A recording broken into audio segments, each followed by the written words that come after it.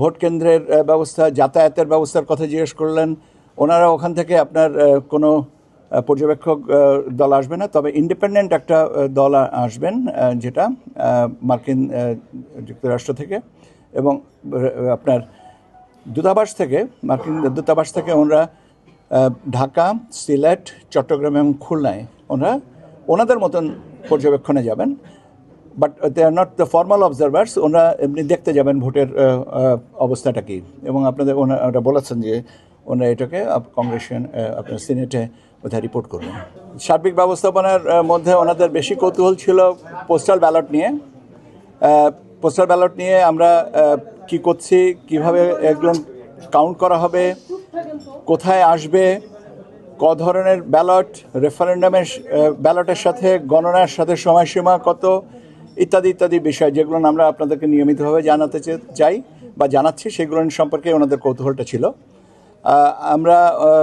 আমি ওনাকে আমাদের ব্যালট পেপারের আকার, আকৃতি এবং বিস্তৃতি সম্পর্কে আমাদের প্রশিক্ষণের বাবদ যে ব্যবহার করি আমরা, সেটার একটা নমুনা দেখালাম। ওনারাও দেখেছেন এবং মোটামুটিভাবে আমাদের কাছে যেটা বলেছেন যে এটা একটা জটিল, বেশ কষ্টসাধ্য একটা ব্যাপার, তবে they wish us good luck, এইটা একটা।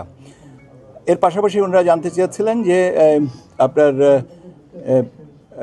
কোড অফ কন্ডাক্টের কথা, যে সমস্ত বিষয়গুলো আসছে এগুলো সম্পর্কে।